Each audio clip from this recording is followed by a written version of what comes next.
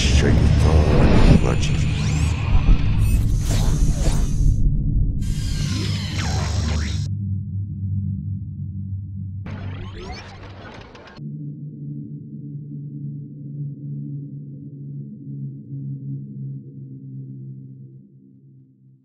Assalamualaikum warahmatullahi wabarakatuh.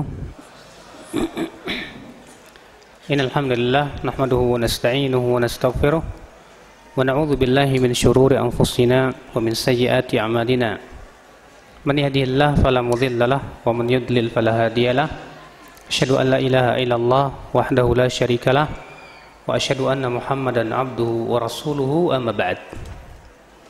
Ayol ikhwah azani Allah yakum, kita bersyukur kepada Allah atas limpahan karunia dan nikmat yang Allah berikan kepada kita, dan kita insyaallah akan membahas tentang bagaimana meraih pahala besar dengan amal yang ringan.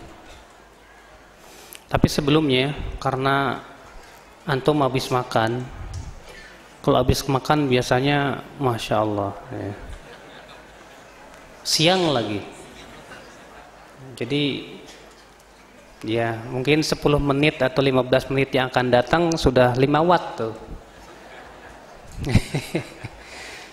Maka maaf saja kalau ada yang sudah mulai ngantuk, saya tunjuk, saya tanya, siap ya? Ya.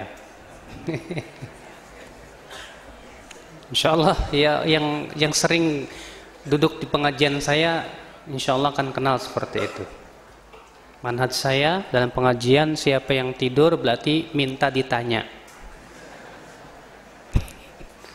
Ya, kalau akhwat susah. Kalau akhwat nanti ditugasin panitianya aja, suruh kasih permen.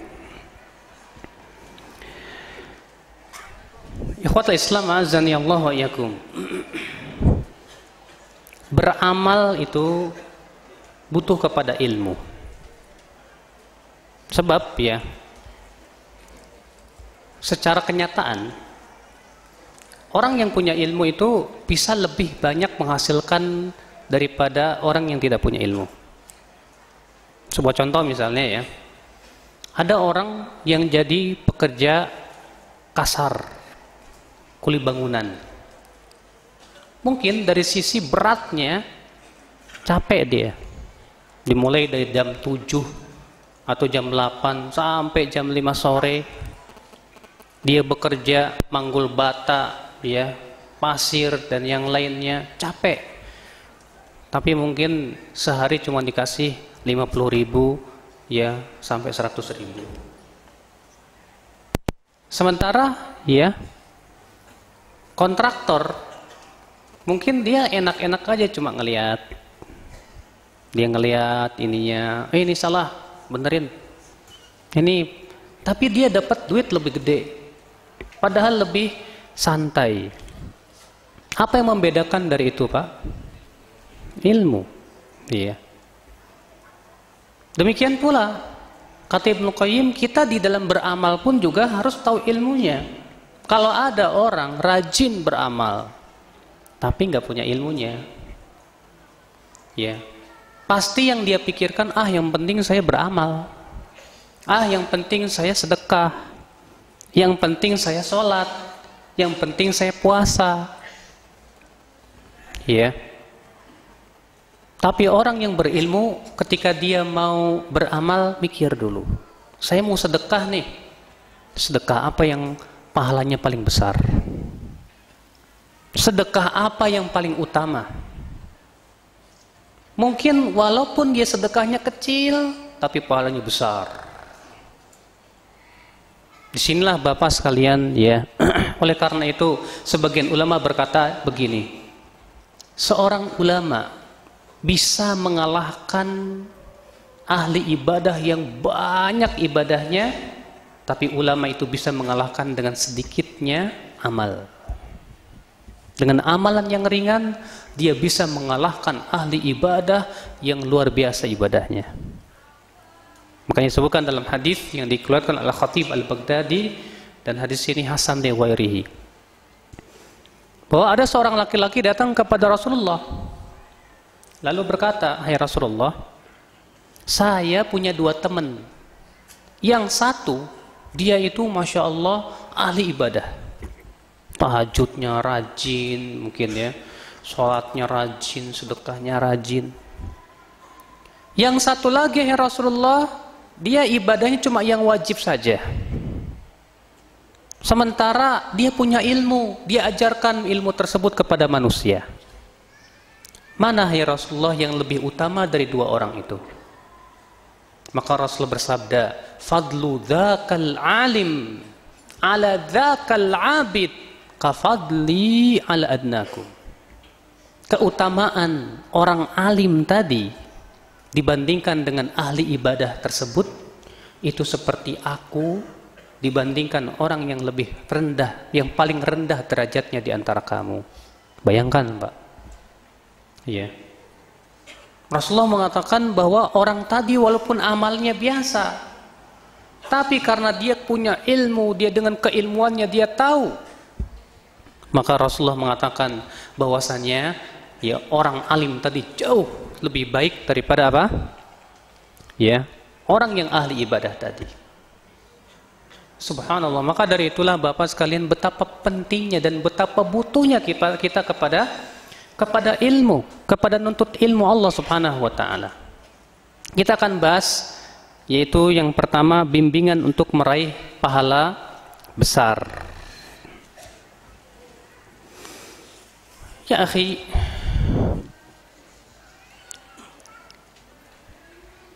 dahulu Pak, para sahabat yang mereka pikirkan itu bagaimana saya bisa mengalahkan si fulan dalam amalan.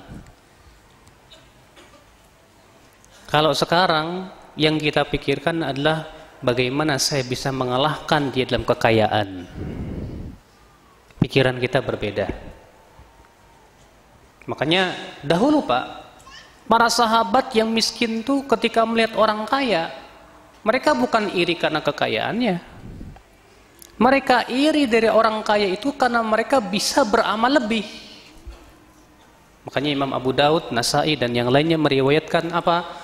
Ya, seorang sahabat berkata, Ja'a fuqara'ul muhajirin, datang para fuqara' muhajirin kepada Rasulullah dan berkata, ya Rasulullah, dhahabat ahlud duthuri bil ujur. Hai Rasulullah, para pemilik kekayaan itu telah pergi membawa harta, membawa pahala yang banyak sekali hai Rasulullah. Yusalluna kama nusalli wa yasumuna kama nasum wa yatasaddaquna bi fuduri amwalihim.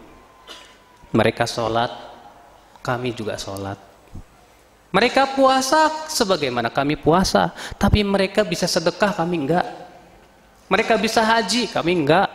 Mereka bisa umroh, kami enggak. Mereka bisa mempersiapkan kuda-kuda perang untuk berjihad fisabilillah, kami enggak. Ya, lihat Pak, Masya Allah ya, para fuqara itu ketika melihat orang-orang kaya, bukan karena hai Rasulullah, itu orang kaya punya rumah mewah, itu orang kaya punya kendaraan mewah. Enggak, bagi mereka seperti itu kecil. Tapi yang Masya Allah yang dipikirkan para fuqara muhajirin itu Pak, ya kok mereka bisa beramal lebih gitu loh, kita nggak bisa ya Rasulullah. Disinilah Bapak ya tempat perlombaan kita. Kaum mukminin berlomba untuk mendulang pahala sebesar-besarnya, bukan untuk mencari harta benda. Silahkan Anda yang ingin mencari harta benda, silah sebanyak-banyaknya silahkan, tapi jadikan wasilah untuk mendulang pahala. Anda punya harta, gunakan sedekah. Anda punya harta, gunakan untuk membantu para fuqara. Anda punya harta, Anda bisa berhaji, bisa berumroh, bisa mendulang pahala yang besar sekali. Subhanallah, alhamdulillah. Akhul Islam azani Allah. Lalu apa sih ya kiat-kiat agar kita bisa mendapatkan pahala besar? Nah, di sini saya ingin memberikan poin-poin penting, Pak, dalam beramal. Ya. Yang pertama, bisa dilihat halaman 15, Pak, yang punya buku. Memahami syarat diterimanya amal. Mas, syarat diterimanya amal apa?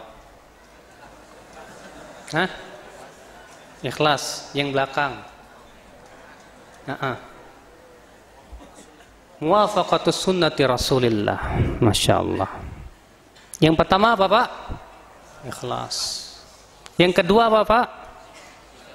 Sesuai dengan ya sunnah Rasulullah Sallallahu Alaihi Wasallam. Ya kalau orang ada ikhlas tapi nggak sesuai dengan syariat Rasulullah, diterima tidak? Tidak. Rasulullah bersabda, "Man amila amalan laisa alaihi amruna fahuwa raddun." Siapa yang beramal dengan amalan yang tidak ada di atasnya perintah kami, kata Rasulullah, maka tertolak, kata Rasulullah SAW. Ada lagi orang ya amalannya sesuai dengan syariat tapi nggak ikhlas. Ya, dapat pahala tidak? Ada lagi orang beramal Pak, niatnya dua.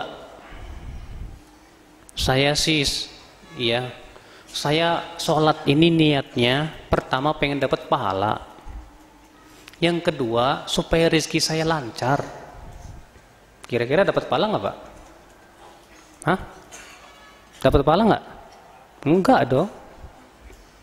Disebutkan dalam hadis yang dikeluarkan oleh Imam Tabrani dan yang lainnya bahwa ada seorang laki-laki datang kepada Rasulullah dan berkata, "Ya Rasulullah, ara'aita rajulan goza fi sabilillah yaltamisul ajra wa yaltamisul dzikra ma lahu?" Hai Rasulullah, bagaimana pendapatmu? Ada orang yang berperang niatnya dua. Yang pertama dia ingin mendapat pahala, niat yang kedua dia pengen dapat sebutan manusia. Dia dapat pahala nggak ya Rasulullah? Kata Rasulullah, enggak.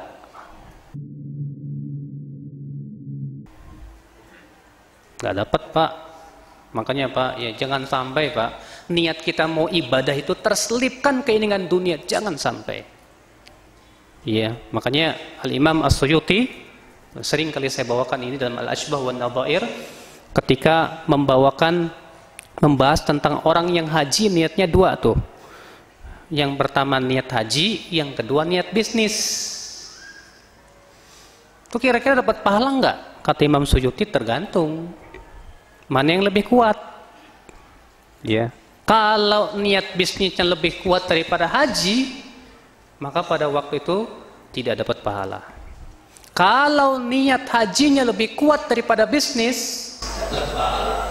Kalau seimbang, niat haji juga, niat bisnis juga, 50-50, ya, dapat tak? Kata Imam Suyuti, asal Allah saling berhubungan. Maka dari itu, kepencet. Maka dari itu Bapak sekalian, ya. Kalau Bapak niat sholat tahajud, niatnya dua. Ya, saya mau sholat tahajud nanti malam. Niatnya memang apa sih sholat tahajud? Saya pengen dapat pahala dari Allah. Dan saya juga berharap mudah-mudahan dengan sholat tahajud saya ini, saya dapat enteng jodoh. Susah nyari jodoh, ditolak terus. Iya. Kita katakan Anda tidak dapat pahala. Loh. Iya, ini berhubungan dengan niat ibadah. Nah, kalau saya berdoa kepada Allah gimana? Ya Allah, saya minta dunia, boleh tidak? Lah kalau doa memang tempatnya minta, fadhol, silakan Anda berdoa minta dunia semau Anda, itu memang tempatnya meminta, ya akhul Islam azani Allah wa iyyakum. Iya. Nah ini, maka pahami Pak, syarat ini, yang pertama ini, Bapak-bapak harus tahu syarat diterima amal itu apa. Yang pertama apa? Ikhlas. Bapak sudah ikhlas, sekarang tanya yang kedua, sudah sesuai dengan syariat Rasul apa belum? Makanya Ibnu Qayyim mengatakan bahwa muhasabah itu di dua tempat. Pernah dengar muhasabah? Muhasabah itu introspeksi diri gitu loh Mas. Introspeksi diri itu kata Ibnu Qayyim di dua tempat Pak. Yang pertama sebelum beramal. Yang kedua setelah beramal. Sebelum beramal kata Ibnu Qayyim tanya dua perkara. Saya sholat ini karena siapa? Karena Allah atau karena dunia? Kalau sudah ikhlas alhamdulillah. Tanya yang kedua kata Ibnu Qayyim, salat saya sesuai dengan syariat Rasulullah atau tidak? Sebagaimana sabda Rasulullah, "Shallu kama ra'aitumuni usalli." Salatlah kalian sebagaimana kamu melihat aku salat. Sudah belum? Iya, Bapak salat Allahu Akbar. Angkat tangannya sejajar mana, Pak? Ada orang terkadang salatnya begini, Allahu Akbar. Kita katakan nggak sesuai dengan contoh Rasul, Mas. Ada lagi orang asal-asalan Allahu Akbar. Masa di bawah banget segini? Ya, pas mengangkat tangan begini, Allahu Akbar. Kok di pinggang sih, ngapain? Sakit mah ya. Ya. Padahal Rasulullah SAW melarang meletakkan tangan di atas pinggangnya ketika sholat. Ya, yang disebut dengan ikhtisar. Nah, inilah Bapak sekalian. Ini penting sekali yang pertama ini. Kalau yang pertama ini tidak terpenuhi, Bapak tidak akan diterima amalnya oleh Allah Subhanahu wa taala. Ini yang pertama. Ya, terlebih Pak, keikhlasan itu berpengaruh kepada besar tidaknya suatu amal. Ya. Orang semakin ikhlas, semakin besar pahalanya. Semakin kurang ikhlas, semakin berkurang pahalanya. Makanya disebutkan dalam hadis bahwa Nabi sallallahu alaihi wasallam bersabda apa? "Idza tasaddaqa ar-rajul bitamratin min kasbin halal." Apabila seseorang bersedekah dengan sebutir kurma dari usaha yang halal, taqabbalallahu biyaminihi, Allah akan terima kurma itu dengan tangan kanannya. Fayurabbiha, lalu Allah akan kembang biakan kurma itu. Kama yurabbi ahadukum faluwahu, sebagaimana seseorang dari kalian mengembang biakan kuda-kudanya. Hatta takuna mithlal jabal, sehingga menjadi sebesar gunung. Bayangkan Pak, satu butir kurma jadi sebesar gunung, untung enggak? Apa yang mempengaruhinya? Keikhlasan dan sesuai dengan syariat Rasulullah. Yang kedua, halaman 22 B, tidak ada pahala kecuali dengan niat. Ingat Bapak, niat itu adalah sesuatu yang sangat urgen dalam ibadah. Kata para ulama, la thawaba wala iqaba illa bin niyah. Tidak ada pahala, tidak ada siksa kecuali dengan niat. Ya. Niat itu Pak ada dua. Ada yang pertama disebut dengan niat amal. Niat apa? Niat amal. Atau disebut juga dengan niat ta'yin. Iya. Apa itu niat amal Pak? Yaitu niat untuk menentukan amal. Sekarang Bapak mau sholat. Sholat apa? Sholat wajib, apa sholat sunnah? Sholat sunnah banyak. Sholat tahiyat masjid, sholat rawatib, apa sholat apa? Itu dibedakan dengan apa? Niat dong. Iya. Yang kedua disebut dengan niatul idhafah ilallah. Yaitu niat idhafah, ya disandarkan kepada Allah. Artinya seseorang niatnya karena siapa? Karena Allah kah? Atau karena bukan karena Allah? Dua-duanya urgen. Niat yang pertama, niat amal, kata para ulama, ini bisa mempengaruhi sah atau tidaknya amal seorang hamba. Niat yang kedua, ini mempengaruhi pahala atau tidaknya suatu amal. Bisa jadi Pak, ada dua orang sholat, yang satu dapat pahala, yang satu dapat dosa. Bisa nggak? Hah? Mungkin nggak? Siapa yang bisa memberikan penjelasan? Silakan Pak Kiai.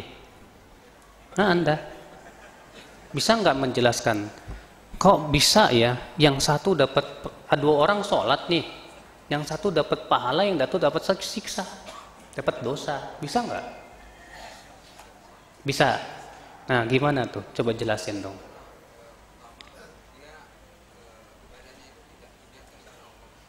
Yang satu.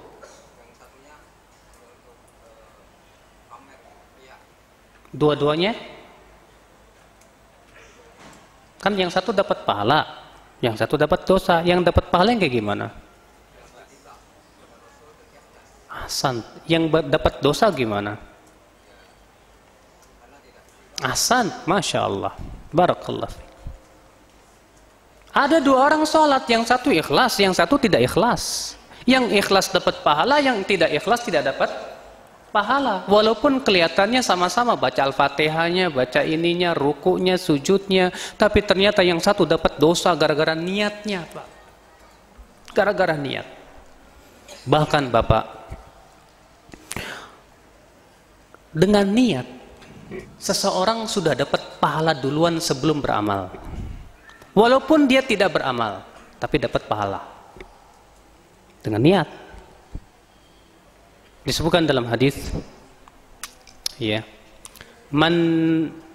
manittoja'a wa nawa'an yatahajjada. Siapa yang berbaring di atas tempat tidurnya, mau tidur nih, mau bobok malam-malam, dan dia berniat mau sholat tahajud nanti malam, udah ada niat nih saya mau sholat tahajud, faghalabathu ainah, ternyata kalah oleh matanya, bangun-bangun pas adzan, ya Allah, niatnya mau sholat tahajud, ternyata apa? Ketiduran. Kata Rasulullah apa? Kataballahu lahu ma nawa. Allah tuliskan niat sholat tahajudnya itu. Wa kana naumuhu lahu sadaqah, dan tidurnya bernilai sedekah buat dia. Masya Allah. Bayangkan Pak, ya, Bapak cuma niat mau sholat tahajud, tapi dapat 2. Yeah. Padahal Bapak nggak sholat tahajud, ketiduran. Ternyata dapat 2. Yang pertama ditulis niat tahajudnya, yang kedua apa? Tidurnya bernilai sedekah buat dia. Luar biasa. Makanya kata para ulama, niatur rajul khairun min amalihi. Niat seseorang itu lebih baik daripada amalnya.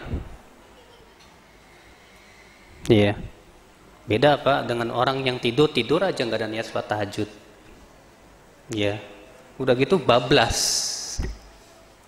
ya, udah nggak dapat pahala, udah gitu telinganya dikencingin setan, wah, ya rugi dah. Maka dari itu Bapak, subhanallah, disinilah pentingnya ilmu Bapak sekalian. Dengan antum mengetahui ilmunya, oh ternyata dengan niat saja kita dapat pahala luar biasa, ya, subhanallah.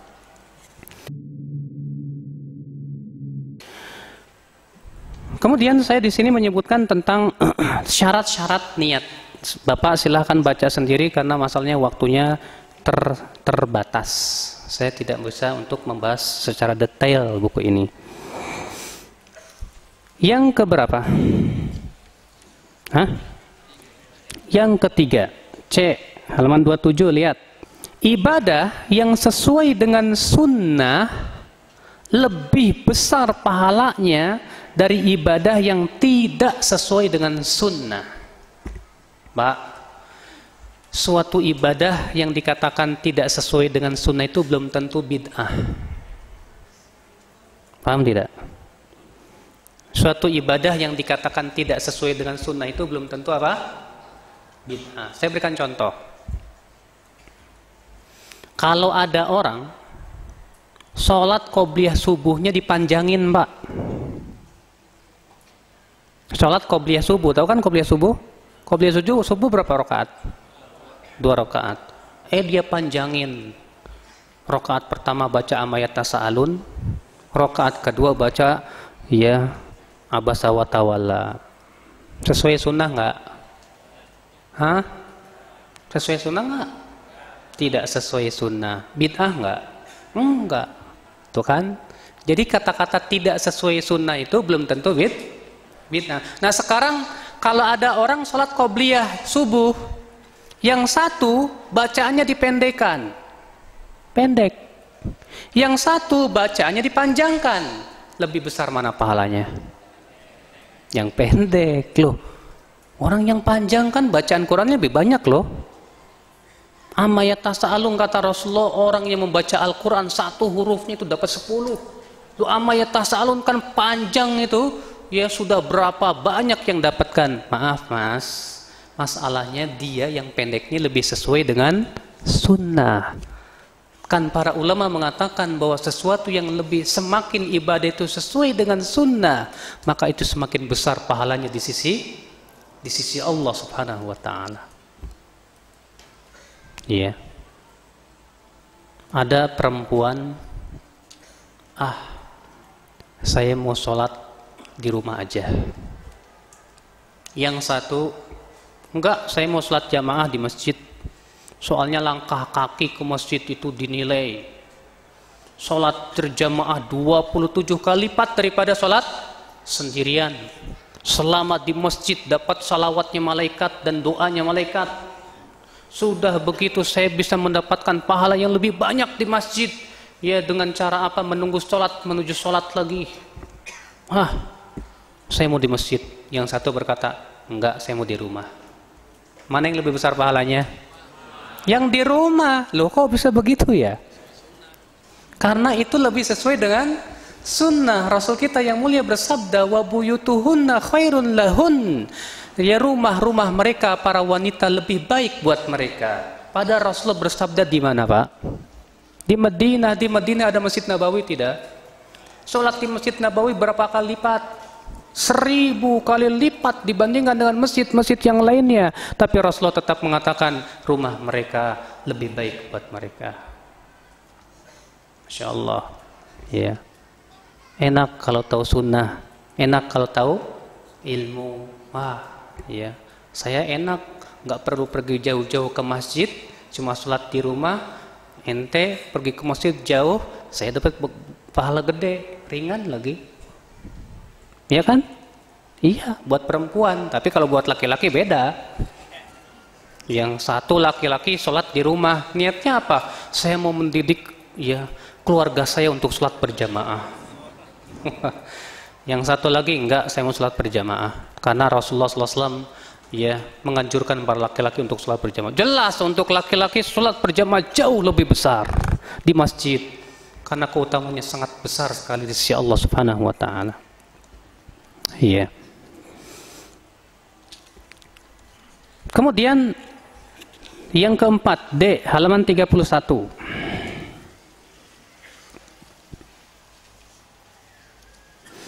Bersikap sedang dalam melaksanakan sunnah lebih baik daripada bersungguh-sungguh dalam berbuat bid'ah. Ada orang luar biasa, sholat semalam suntuk mas, gak tidur. Ditanya, sholat apa tuh mas? Sholat alfiyah. Pernah dengar sholat alfiyah? Sholat alfiyah itu pas sholat rogoib di malam Jumat pertama dari bulan Rajab.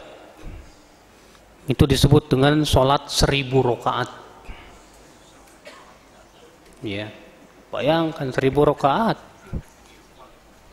Ya, ada orang ngapain? Saya sholat tahajud aja 11 rakaat. Gimana? Lebih gedean mana pahalanya Pak?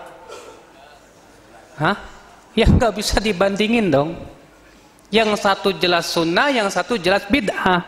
Kenapa? Karena sholat rogoib itu hadisnya palsu dengan kesepakatan para ulama, iya kan? Iya.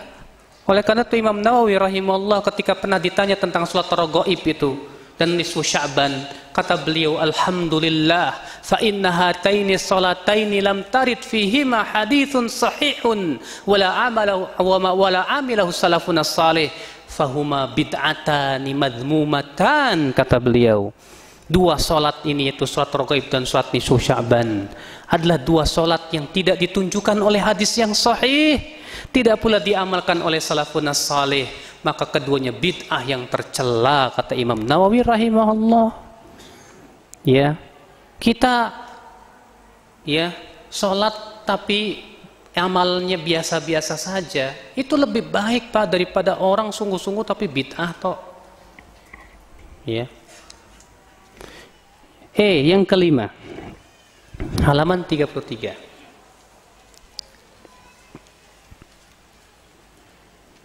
Pahala ibadah dilipat gandakan bila bertepatan dengan waktu yang mulia. Pahala ibadah dilipat gandakan pahalanya kapan? Bila bertepatan dengan waktu yang mulia. Bapak sekalian, di sini tentunya Pak mengharuskan kita untuk mengetahui waktu-waktu yang mulia. Iya. Sebuah contoh, Rasulullah SAW bersabda, "Ma min ayyamin al-amalu salihu fihi ahabbu ilallahi min hadhil ayyamil ashar." Tidak ada, kata Rasulullah, hari-hari yang amalan saleh lebih dicintai oleh Allah dari hari 10 awal Dzulhijjah ini. Lalu para sahabat berkata, "Walal jihad fisabilillah?" Tidak juga jihad fisabilillah ya Rasulullah? Kata Rasulullah, "Walal jihad fisabilillah." Tidak juga jihad fisabilillah, kecuali orang yang pergi membawa darah dan membawa jiwa dan hartanya kemudian tidak balik sama sekali. Lihat, bayangkan Pak, ya, 10 awal Dzulhijjah itu yang paling utama. Kapan Pak? 10 awal Dzulhijjah, Masya Allah. Walaupun tidur tapi masuk terus, hebat. Punya panca indera keenam ya Pak ya. Ya kalau begitu asik kan, tidur tapi masuk terus pelajaran gitu. Iya. Iya. Nah ini Pak, apa saja, siapa yang bisa menyebutkan yang antum yang ketahui waktu-waktu yang mulia kapan saja?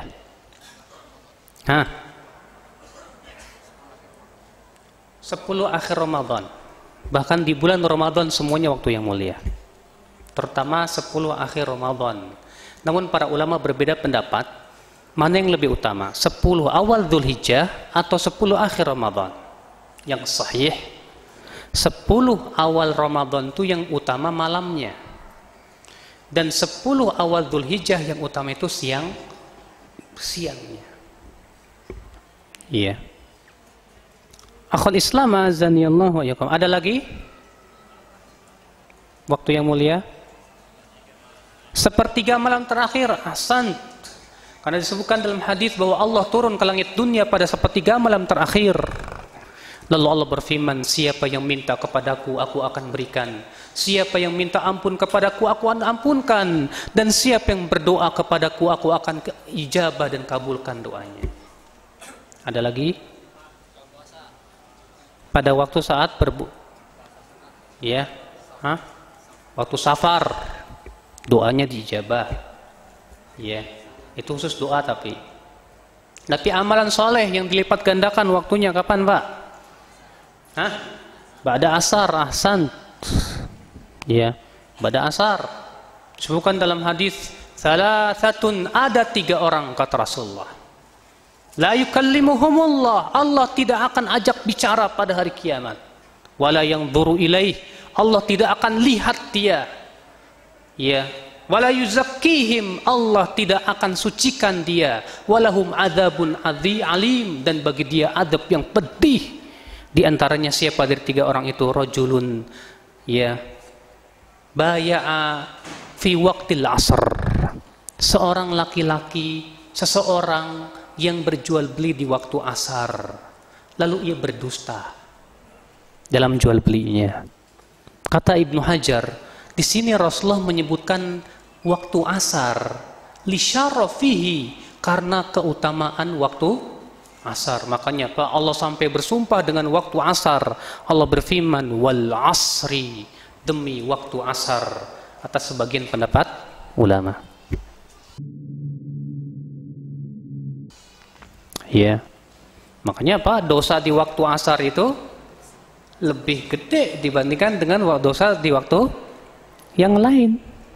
Makanya waktu utama itu Pak, bukan hanya amalan yang pahalanya lipat ganda, dosa pun dosanya pun dilipat gandakan. Hati-hati. Di antaranya apa? Bulan haram. Ada 4 bulan haram Pak. Siapa yang ngantuk? Kelihatan. Ayo Pak, sebutkan 4 bulan haram. Ada yang bisa? Bapak? Apa saja bulan haram? Dikasih hadiah deh. Masa nggak tahu sih bulan haram? 4 bulan haram loh. Apa? Rajab, Muharram, Dzulqa'dah, Dzulhijjah. Masya Allah. Hadiahnya terima kasih. Jazakallahu khairan. Dia kan didoain kan dia juga kan. Iya. Masya Allah. Allah berfirman, Inna iddatash syuhuri indallahi 12 syahran fi kitabillah. Ya, sesungguhnya jumlah hari itu, jumlah bulan itu 12 bulan dalam kitab Allah. Ya. Kemudian Allah mengatakan, "Dzalikad dinul qayyim fala tadhlimu fihinna anfusakum." Itulah agama Allah yang lurus. Janganlah kalian berbuat zalim di waktu bulan-bulan tersebut. Padahal Pak, berbuat zalim kan haram di setiap waktu. Kenapa Allah di sini kemudian mengkhususkan jangan berbuat zalim di bulan tersebut? Karena kata para ulama, berbuat dosa di bulan-bulan tersebut dilipat gandakan dosanya oleh Allah Subhanahu wa taala. Ya Dzulqa'dah, Dzulhijjah, Muharram dan Rajab. Hati-hati kalau antum berada di bulan-bulan itu, ya Anda beramal dilipat gandakan, Anda berbuat dosa pun dilipat gandakan. Ya. Subhanallah. Nah, ini yang E. Yang selanjutnya F.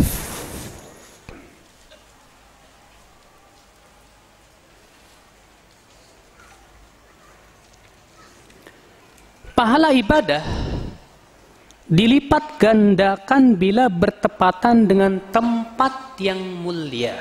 Kalau tadi kan waktu yang mulia. Kalau ini tempat yang mulia. Cuma tempat yang mulia nggak banyak. Cuma Mekah, Madinah, Masjidil Aqsa. Iya. Kalau di Masjid Al-Haram sholat dilipatkan 100 kali lipat, 100.000 ya. Kalau di Masjid Nabawi berapa kali? Kalau Masjid Al-Aqsa berapa? 500. Dan sholat di Masjid Kuba berapa? Bapak yang lagi asik tidur nih, kalau Bapak udah tua sih dimaafin aja deh.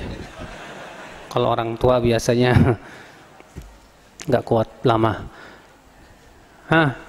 Kalau Masjid Kuba pahalanya berapa Pak? Saya pengen tahu. Antum nih yang paling banyak jenggotnya. Biasanya kalau jenggotnya kalau ilmunya banyak. Masya Allah, betul. Seperti pahala umroh. Iya, sholat 2 rakaat di Masjid Kuba itu seperti pahala umroh. Bayangkan. Tapi kalau sholat di masjid ini ada nggak keutamaan tertentu? Nggak ada. Ya, maka dari itu kata para ulama tidak boleh mengklaim suatu tempat itu punya keutamaan kecuali dengan dalil. Kecuali dengan apa? Dalil. Ya. Taib. G.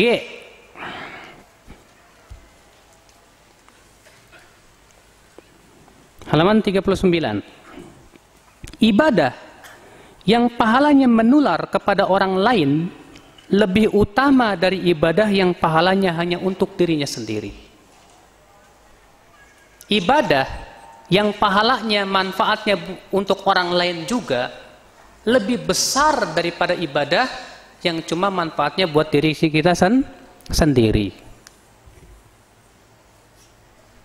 Iya. Contohnya apa? Menuntut ilmu. Pernah ditanyakan kepada Imam Ahmad, "Hai Imam, saya menulis ilmu, mana yang lebih kamu sukai dengan saya sholat tahajud?" Kata Imam Ahmad apa?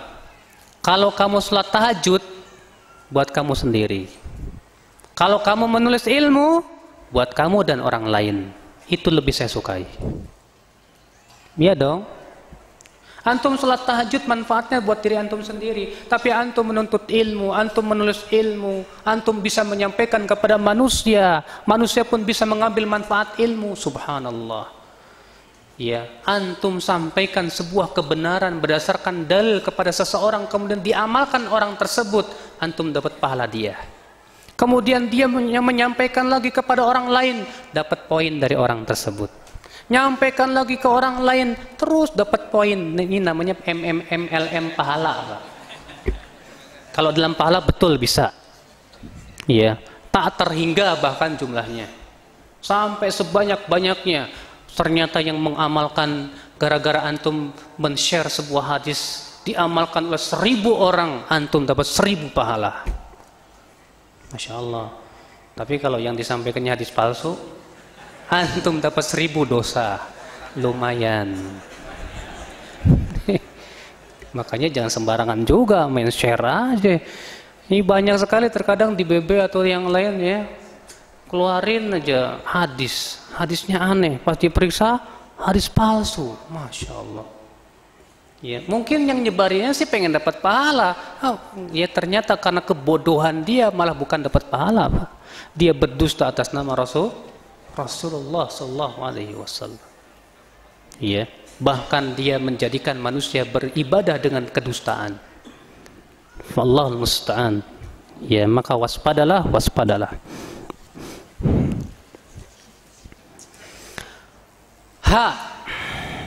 40. Ibadah yang berhubungan dengan zat ibadah lebih utama dari ibadah yang berhubungan dengan tempatnya. Ibadah yang berhubungan dengan zat ibadah lebih utama daripada ibadah yang berhubungan dengan tempatnya. Contoh begini, antum sholat, wah udah cepet-cepet nih, ya di saf pertama, Masya Allah, Alhamdulillah dapat saf pertama. Kata Rasulullah sebaik-baiknya saf itu saf pertama. Pas sholat Allahu Akbar, Allahu Akbar. Yang di samping bau jengkol, ya Rabbi, Bismillahirrahmanirrahim. Ya Allah nggak kuat saya. Pas sujud, ya Subhanallah, ya Allah nggak khusyuk sudah. Ya, nggak kuat udah gitu ketiaknya bau lagi, ya Rabbi. Gimana nih Pak? Mundur apa enggak? Kalau saya mundur, saya enggak dapat keutamaan saf pertama. Saya sholat di sini, saya enggak khusyuk. Mana yang lebih penting? Mundur. Kenapa? Kekhusyuan itu berhubungan zat ibadah. Sedangkan saf pertama itu berhubungan dengan tempat. Sedangkan zat ibadah lebih didahulukan daripada tempatnya. Udah mundur, cari yang lain. Ya gimana lagi daripada sholat yang tidak khusyuk, gimana? Iya. Ada lagi orang mau tawaf di Ka'bah. Saya dengar katanya tawaf itu semakin dekat ke Ka'bah semakin utama. Tapi susah juga ya. Saya kalau lebih dekat ke Ka'bah, saya nggak bisa lari-lari kecil karena kan sunnahnya 3 perkeliling pertama lari-lari kecil. Tapi kalau saya menjauh, saya bisa lari-lari kecil. Ini gimana ya? Saya mendekat apa menjauh? Mana? Menjauh. Kenapa? Karena lari-lari kecil itu berhubungan dengan zat tawaf. Sedangkan mendekat ke Ka'bah berhubungan dengan apa? Tempatnya. Sedangkan zat ibadah lebih diutamakan daripada apa? Tempatnya. Iya.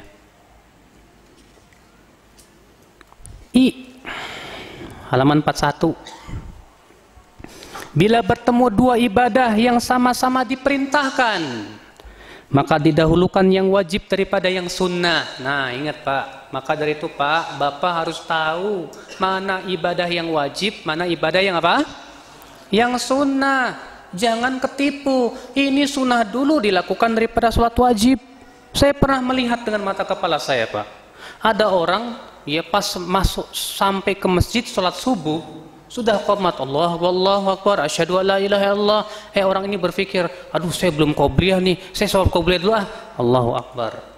Akhirnya dia sholat sendirian qobliyah, sementara imam sudah mulai. Setelah sholat saya tanya ke dia, Bapak tadi sholat apa? Saya belum sempat qobliyah Ustadz. Aduh Pak, jangan begitu. Sholat wajib ini hukumnya wajib. Itu hukumnya Kalau ketemu maka dahulukan yang wajib sebelum yang sunnah. Dan Rasulullah bersabda, "Idza uqimatis shalah fala sholata illal maktubah." Kalau qomat sudah dikumandangkan, tidak ada lagi salat kecuali salat yang wajib. Jadi gimana dong Ustaz, saya nggak dapat qobliyah? Bapak qodho nanti setelah sholat. Ya, sebagaimana disebutkan dalam hadis-hadis. Ya, ada seorang laki-laki setelah sholat subuh langsung berdiri 2 rakaat. Kata Rasulullah, sholat subuh cuma 2 rakaat, bukan 4 rakaat. Ya, kata sahabat itu, ya Rasulullah, tadi saya nggak sempat qobliyah, jadi saya sholat sekarang nih habis subuh. Rasulullah diam, tidak mengingkari. Itu menunjukkan boleh. Ya, ini Bapak sekalian. Jadi ini Pak, jangan sampai kita lebih mendahulukan yang sunnah daripada apa? Yang wajib. Bapak mau nuntut ilmu, ada beberapa tablik akbar nih. Yang satu pembahasan tentang tauhid, yang satu pembahasan tentang ya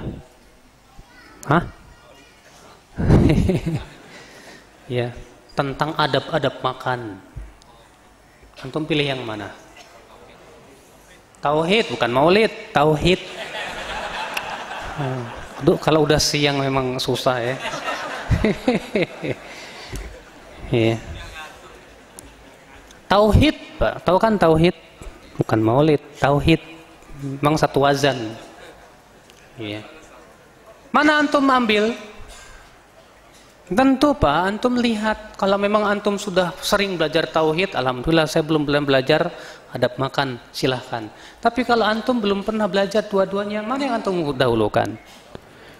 Iya, antum dahulukan dulu yang paling wajib. Iya. Disinilah antum harus paham, Bapak. Ketika menuntut ilmu pun Bapak jangan mendahulukan yang sunnah dan meninggalkan yang wajib. Ya, subhanallah. Selanjutnya J halaman 44. Apabila bertemu 2 kewajiban, maka didahulukan ibadah yang paling wajib. Fardu ain dengan fardu kifayah, mana yang lebih didahulukan? Fardu ain dong. Iya. Kalau fardu ain ketemu fardu ain, mana yang lebih dahulukan? Lah, dua-duanya fardu ain gimana ya? Mana yang lebih dahulukan, Pak? Maka yang lebih tinggi derajat kewajibannya. Kalau bapak dipanggil ibu, lalu dipanggil bapak, orang bapak juga, bapak ayah maksudnya. Tentu bapak harus lebih menyahuti ibu daripada, padahal dua-duanya fardu ain buat bapak. Kenapa? Karena ibu lebih ditekankan oleh Rasulullah. Ya, sebagaimnya disebutkan dalam hadis saya Rasulullah, siapa orang yang paling saya berhak untuk pergauli, ya Rasulullah? Ibumu. Kemudian siapa? Ibumu. Kemudian siapa? Ibumu. Kemudian siapa, ya Rasulullah? Bapakmu. Rasulullah menyebutkan ibu 3 kali. Iya. Nah ini Pak. Maka dari itu Bapak, fardu ain lebih didahulukan daripada fardu kifayah. Bapak, ya, mau kerja di kantor. Kan saya melaksanakan amanah di kantor itu kan wajib. Tapi istri Bapak mau haji nggak ada mahram. Akhirnya istri Bapak minta ditemenin, Mas. Mahramin saya dong pergi ke haji, masa saya sendirian? Istriku, saya juga ada tugas kantor. Ini wajib buat saya. Nah loh, mana yang lebih wajib? Nemenin istri haji atau tugas kantor? Hah? Ya istri dong. Iya. Masya Allah. Top. Kalau nyebut istri paling kenceng dah. Istri Ustaz. Ya. Disebutkan dalam hadis bahwa ada seorang laki-laki, waktu itu Rasulullah bersabda, La tusafir la tahillu limra'atin tu'minu billahi wal yaumil akhir an tusafir masirati yaumin wa laila illa ma'adhi mahramin, kata Rasulullah. Tidak boleh seorang wanita, tidak halal bagi seorang wanita yang beriman kepada Allah dan hari akhirat untuk bersafar sejauh atau sejarak sehari semalam kecuali harus bersama mahram. Lalu ada seorang laki-laki berdiri dan berkata, "Hai Rasulullah, inna mra'ati kharajat hajah." Istriku, hai Rasulullah, pergi haji, tapi saya diwajibkan untuk ikut perang. Dia dihadapkan dua kewajiban. Diwajibkan ikut perang oleh Rasulullah, fardu ain buat dia. Tapi dia juga punya kewajiban untuk menemani istrinya haji. Apa kata Rasulullah? Idhab, pergi kamu, susul istrimu, temani di haji. Rasulullah batalkan tugas untuk perang dan Rasulullah SAW perintahkan dia menemani istri. Makanya Pak, kalau istri ya mau haji, kemudian antum ada tugas kantor, dahulukan istri dulu. Kenapa? Karena bapak kalau menemani istri, pertama itu hukumnya fardu ain buat bapak. Yang kedua menghindarkan dari istri dari dosa, dan itu lebih besar di sisi Allah Subhanahu wa taala. Ya. Nah ini Pak ya. Jadi kalau bertemu dua kewajiban, mana yang lebih didahulukan? Dahulukan yang paling wajib. Kak, halaman 47. Ibadah yang lebih memperbaiki hati lebih diutamakan dari yang tidak demikian. Halaman 47, lihat. Ibadah yang lebih memperbaiki hati lebih utama daripada yang tidak demikian. Kenapa Pak? Karena tujuan ibadah itu untuk meluruskan hati. Bapak baca Quran. Memang baca Quran pahalanya besar banget Pak. Kata Rasulullah, satu huruf Bapak baca itu dapat 10. Alif Lam Mim dapat 30. Alif Lam Mim. Tapi kok Ustadz, kalau baca Quran nggak bisa khusyuk Ustadz ya. Jadi kalau baca Quran tuh pikiran saya kemana-mana Ustadz. Tapi kalau saya baca subhanallah, alhamdulillah, kayaknya lebih khusyuk di hati saya. Sebetulnya mana yang lebih saya dulukan ya? Baca Quran apa yang kayak gitu? Kita katakan dahulukan yang lebih mengena di hatimu. Karena itu lebih besar pahalanya di sisi Allah. Ketika Anda bisa dengan summa subhanallah, alhamdulillah, tapi Anda bisa menangis, sementara Anda kalau baca Quran nggak bisa khusyuk, maka ya jelas Bapak dahulukan yang lebih apa? Ya, memperbaiki hati kita. Ya, karena kebaikan hati itu segala-galanya, Pak. Bahkan keselamatan hati kita itu adalah merupakan ya taruhan kita pada hari kiamat. Yauma la yanfa'u malu wala banun, kata Allah, illa man atallaha biqalbin salim. Pada hari tidak bermanfaat lagi harta dan anak-anak kecuali orang yang datang dengan membawa hati yang selamat.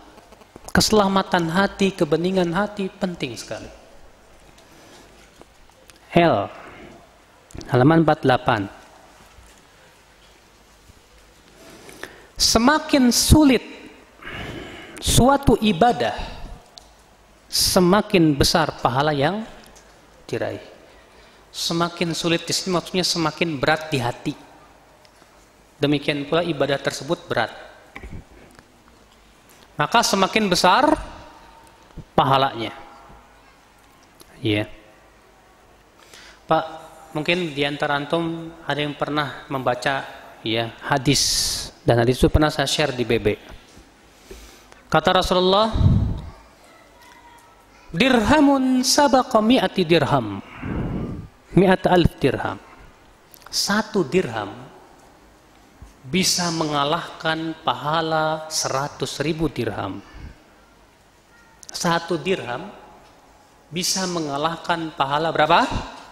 100.000 dirham. Bayangkan. Para sahabat bertanya, "Kaifa dzalika ya Rasulullah?" Bagaimana bisa ya Rasulullah? Masa ada orang infak 1 dirham bisa mengalahkan pahalanya yang 100.000 dirham? Kayaknya secara akal nggak mungkin deh. Kata Rasulullah, rajulun indahu malun katsir. Ada orang, dia punya harta banyak melimpah ruah, miliarder. Lalu dari harta yang banyak itu dia ambil 100.000 dirham, dia infakkan. Warajulun, ada lagi orang yang hartanya cuma 2 dirham. Lalu ia infakkan 1 dirham. Maka yang 1 dirham ini melebihi yang 100.000 dirham. Loh kok bisa gitu, Pak? Ya dong, kalau Bapak punya duit 1 miliar, mau infak 1 juta, mudah nggak? Mudah. Ah, saya duit 1 miliar, cuma 1 juta kok tinggal 999 ya juta. Bayangkan. Hati antum nggak merasa susah. Kenapa? Duit saya banyak, cuma 1 juta kok gampang. Tapi antum duitnya cuma 2 dirham. Oh loh, cuma 2. Diinfakin gimana nih? Ya, mau diinfakin tinggal 1. Waduh. Tapi subhanallah antum lawan, ya, rasa kikir antum. Kemudian antum ingat, saya yakin pahalanya lebih besar. Maka ketika keimanan antum luar biasa di situ, dan antum bisa melawan kekikiran antum, dan berat sekali pada waktu itu berinfak, disitulah nilainya jauh lebih besar. Kenapa? Allah melihat keimanan dia. Makanya Pak, subhanallah Bapak sekalian, ya, semakin sulit dan berat di hati suatu ibadah itu semakin besar pahalanya di sisi Allah Subhanahu wa taala. Iya. Disinilah Bapak sekalian, ya, kita bisa meraih pahala besar. Disebutkan dalam hadis lain yang disahihkan oleh Syekh Al-Albani rahimahullah. Kata Rasulullah, dahulu ada orang yang selama hidupnya beribadah 60 tahun. Dahulu di zaman Bani Israel.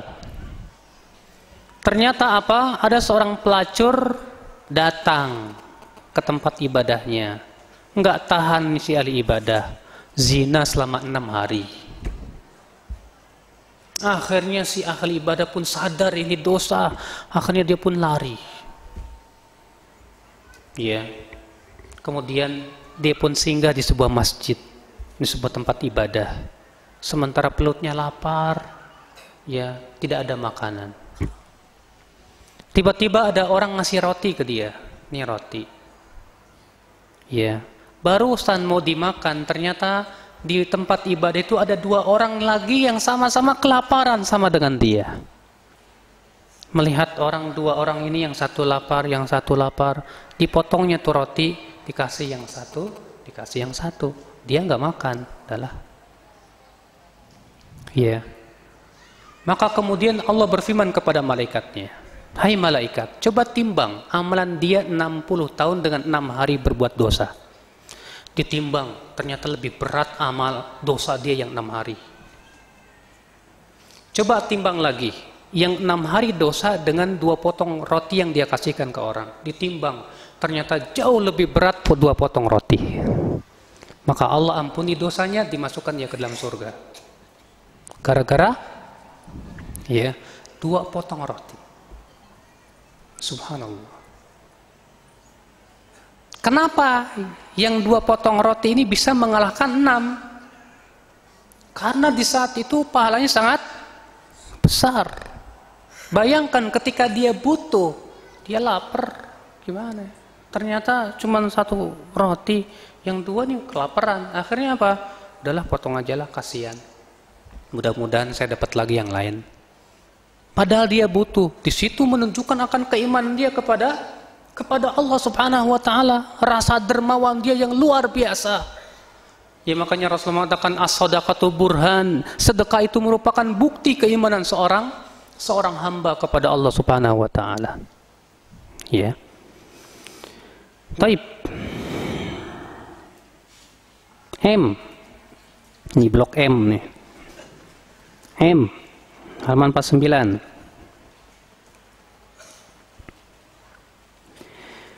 Suatu amal semakin besar manfaat, maslahat dan faedahnya, semakin besar pula pahalanya. suatu amal semakin besar manfaat, maslahat dan faidahnya, semakin besar pula apa? Pahalanya. Makanya Rasul bersabda apa? Khairun nasi anfa'uhum linnas. Sebaik-baik manusia adalah yang paling bermanfaat untuk manusia. Bayangkan Pak, Rasulullah mengatakan bahwa sebaik-baiknya manusia siapa? Yang paling bermanfaat untuk manusia. Coba antum lihat bagaimana saya bisa memberikan manfaat kepada teman saya. Kasihan teman saya ini, ya dia butuh bantuan, saya bantu. Rasul bersabda, la'an amsya ma'a akhin li fi hajatin lahu ahabbu ilayya min an a'taqifa fi masjidi hadha syahra. Kata Rasulullah apa? Saya berjalan bersama teman saya untuk memenuhi kebutuhan dia, lebih saya sukai daripada iktikaf di Masjid Nabawi sebulan lamanya. Saya berjalan dengan teman, Mas, antum punya teman minta bantuan, Pak, bantu saya dong Pak cari kerjaan, saya ini susah, nggak ada kerjaan. Yaudah yuk, ikut saya yuk. Kemudian Bapak datang ke teman Bapak, ya, Mas, bantulah, tolonglah ini kamu kan punya kedudukan, kali kamu bisa memberikan bantuan. Oh ya udah, saya bantu. Kata Rasulullah, saya berjalan dengan teman saya untuk memenuhi kebutuhan dia, itu lebih saya sukai daripada iktikaf di Masjid Nabawi sebulan namanya. Jauh sekali Pak. Ya, pahala orang yang memberikan manfaat. Makanya pahala itu ya, amalan itu semakin memberikan manfaat, semakin besar. Makanya orang Islam tuh Pak, selalu yang dia pikirkan bagaimana saya bisa memberikan manfaat kepada orang lain. Orang Islam tuh tidak pernah berpikir bagaimana orang lain memberikan manfaat kepada saya. Iya. Kenapa? Karena al-yadul ulya khairum minal yadis sufla. Tangan di atas lebih baik daripada tangan di mana? Di bawah, Bapak sekalian. Subhanallah. Iya. Maka dari itu amalan atau suatu ibadah atau amalan semakin bermanfaat untuk manusia, maka semakin besar pahalanya di sisi Allah Subhanahu wa taala. Zikir yang paling utama apa ya? Zikir amalan yang utama tidak? Utama sekali. Ya. Kata Rasulullah, "Ala ukhbirukum bi azkal amal." Maukah aku beritahukan kepada kalian amalan yang paling utama? Ya wa azkaha inda malikikum, dan yang paling suci di sisi Rabb kalian, yaitu Allah. Ya, dan lebih utama dari orang yang berjihad fisabilillah sekalipun juga. Apa itu ya Rasulullah? Berzikir kepada Allah. Bapak mau zikir, baik. Zikir yang paling utama kayak gimana ya? Nah, disinilah Pak tugas Bapak. Kalau orang yang nggak punya ilmu, yang penting saya zikir, subhanallah, subhanallah, subhanallah, subhanallah, subhanallah. Kalau Bapak enggak, zikir yang paling utama apa ya? Oh, kata para ulama, zikir yang paling utama adalah membaca Al-Quran. Zikir yang paling utama apa? Membaca Al-Quran. Oh, tapi saya membaca Quran kurang khusyuk ya. Saya cari yang lain yang utama. Coba saya membaca la subhanallah, subhanallah, subhanallah, subhanallah. Oh, kayaknya lebih khusyuk deh saya.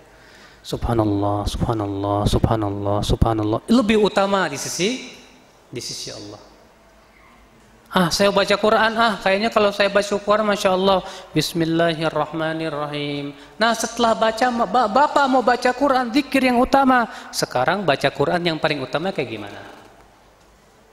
Apa?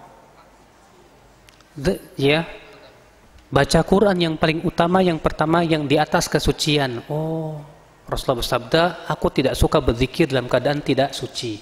Wudu, wudu. Dapat keutamaan. Mau baca Quran, mikir lagi, baca Quran yang paling utama kayak gimana ya?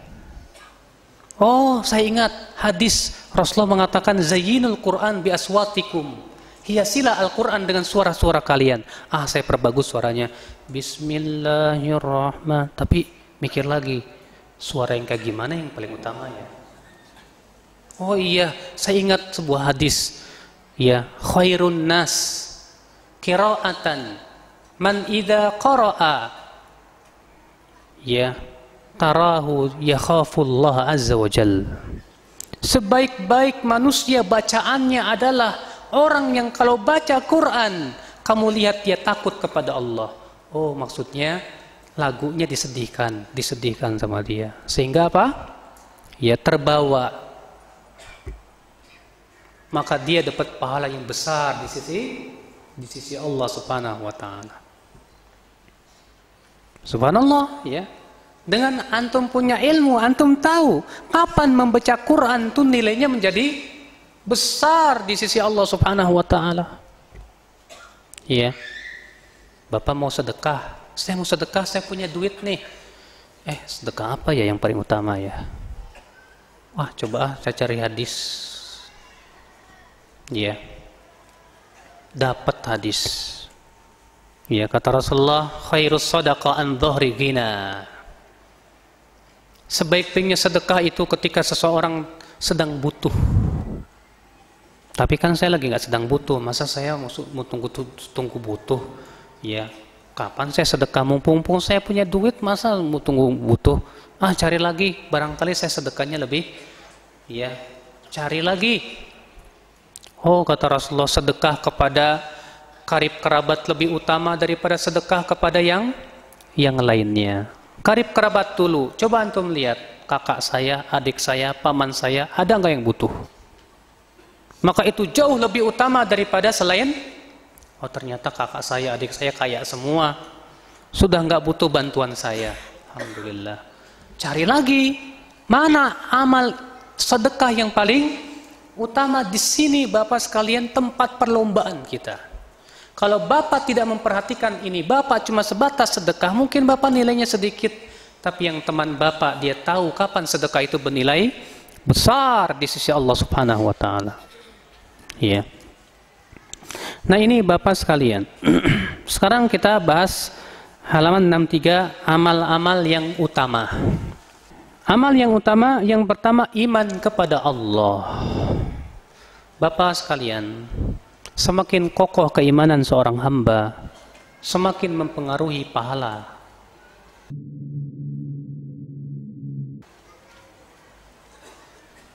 Coba dengarkan hadis ini. Sabar Pak ya, insya Allah 10 menit lagi lah, sampai 2:30 selesai.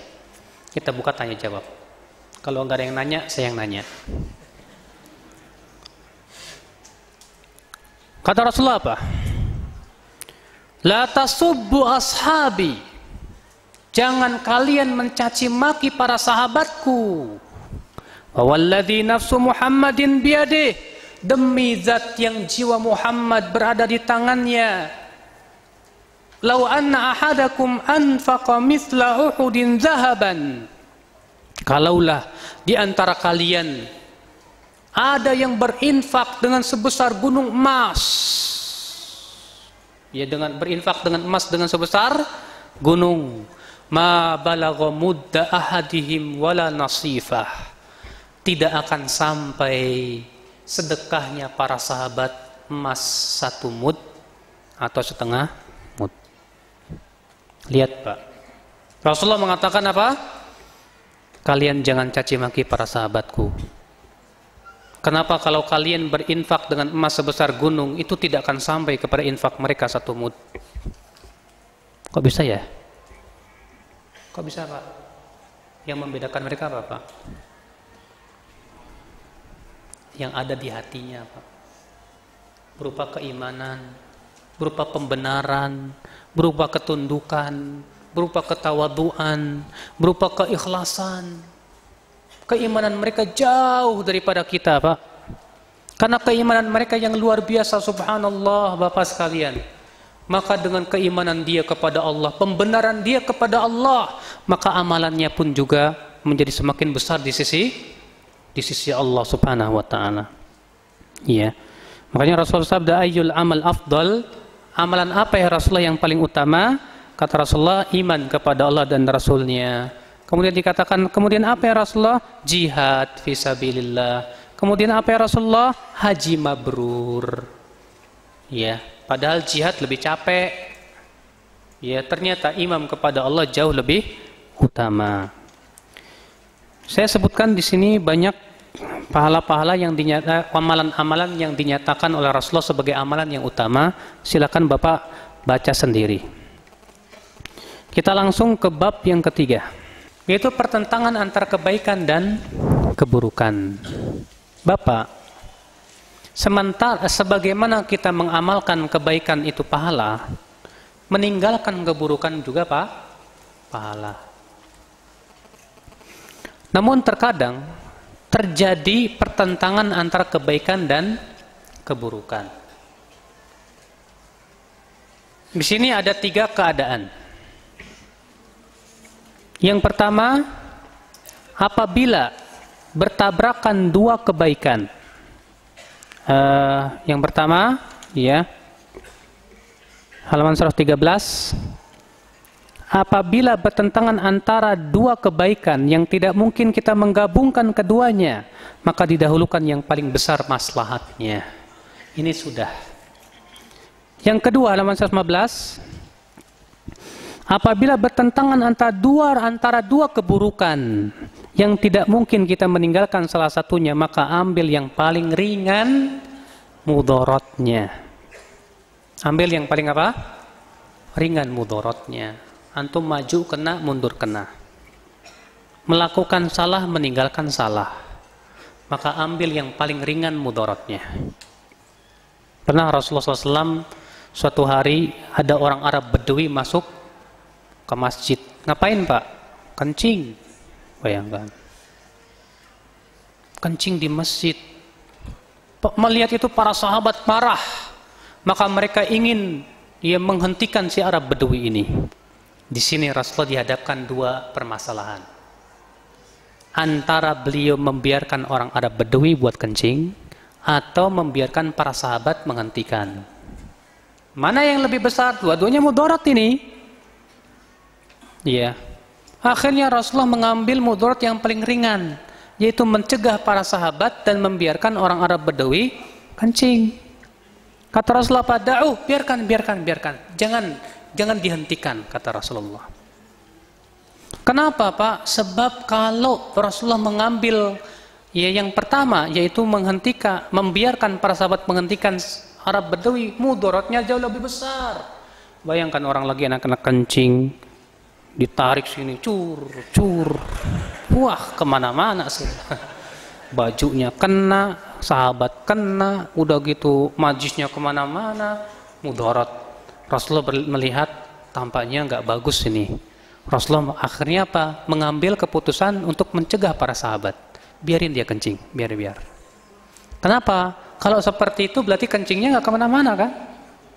Cuma di situ aja. Setelah kencing langsung Rasulullah menyuruh ambilkan seember air, diguyur bur. Setelah itu orang Arab Bedui berdoa, "Ya Allah, sayangi aku dan Muhammad saja, jangan kau sayangi yang lain." Masya Allah. Ya, saking terlihat akhlak Rasulullah SAW. Kemudian yang ketiga, halaman 121. Apabila bertentangan antara kebaikan dan keburukan, dilihat. Kalau ternyata di situ ada maslahatnya, baiknya, tapi juga ada mudaratnya. Dilihat. Kalau maslahatnya lebih unggul, silahkan dilakukan. Tapi kalau mudaratnya lebih unggul daripada maslahatnya, jangan sekali-kali Anda lakukan. Maka dari itu Allah berfirman tentang arak dan judi. Yas'alunaka 'anil khamri wal maisir. Mereka bertanya kepadamu hai Muhammad tentang arak dan judi. Katakan hai Muhammad, sesungguhnya dalam arak dan judi itu apa? Ada dosa-dosa dan ada manfaat-manfaat untuk manusia. Lihat, Allah mengatakan di sana ada dosa, itu mudarat. Di sana pun ada apa? Manfaat. Lalu Allah mengatakan, namun dosanya, mudaratnya lebih berat daripada manfaatnya. Maka dari itu kata para ulama, setiap yang mudaratnya lebih besar daripada manfaatnya diharamkan dalam Islam. Maka dari itu Pak, saya mau tanya, barangkali sama antum yang masih merokok, maaf, saya mau tanya sama antum, manfaat merokok dengan mudarat merokok lebih gedean mana ya? Hah? Jawab aja dengan jujur deh. Mudorotnya Pak, sampai hari ini tidak ada satupun dokter yang mengatakan rokok itu manfaatnya banyak. Enggak. Bahkan para sinse aja, tabib-tabib Cina, kalau pakai arak masih dipakai obat itu. Tapi rokok nggak ada yang pakai. Iya. Mudorotnya jelas sekali, besar di situ. Mungkinkah Bapak seperti puisinya Pak Taufik Ismail? Zina mengandung 40 lebih mudorot sama dengan haram. Judi mengandung lebih dari 30 mudorot sama dengan haram. Daging babi mengandung lebih dari 35 mudorot sama dengan haram. Rokok mengandung 4000 mudorot, mau diapain? Masa makruh? Yang ini 40 haram, 30 haram, ini 4000, masa makruh? Aduh, ya susah Pak. Kalau yang fatwanya ngebul juga susah, ya gimana? Maka dari itu Bapak sekalian, disinilah kita harus memahami hakikat syariat Islam. Ya, Allahu a'lam. Saya kira cukup pembahasan kita.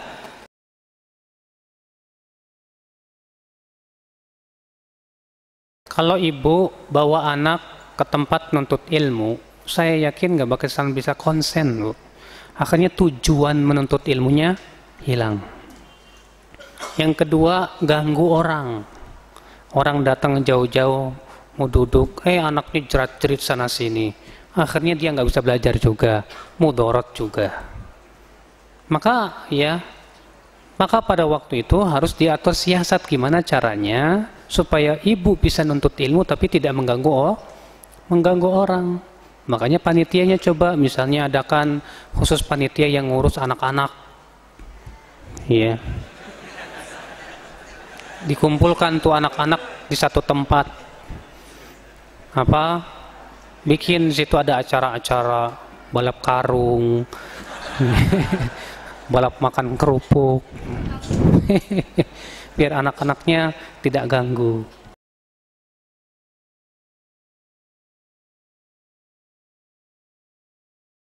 Tinggalin semuanya.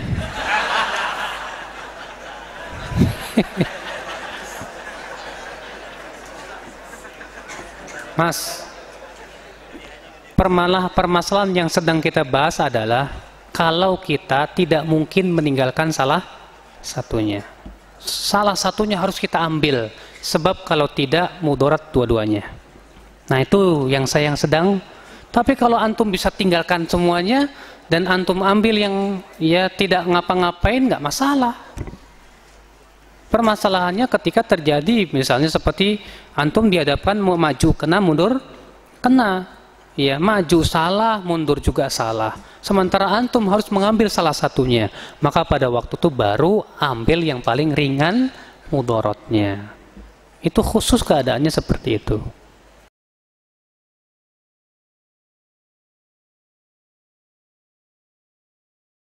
Selama kita ikhlas dan kita bisa memelihara hati kita, maka boleh kalau memang tujuannya untuk kemaslahatan. Tujuannya untuk apa? Kemaslahatan, itu tidak apa-apa. Sebagaimana dahulu seorang sahabat yang bernama Ka'ab bin Malik pernah bercerita tentang kejujurannya. Tujuannya apa? Supaya diambil pelajaran dan ibroh. Iya, tapi tetap menjaga hati dan tidak ria. Wallahu a'lam. Saya kira cukup sampai di sini untuk persiapan salat nyasar ya. Ini saja, subhanakallah bihamdik, asyhadu an la ilaha illa anta, astaghfiruka wa atubu ilaik. Wassalamualaikum warahmatullahi wabarakatuh.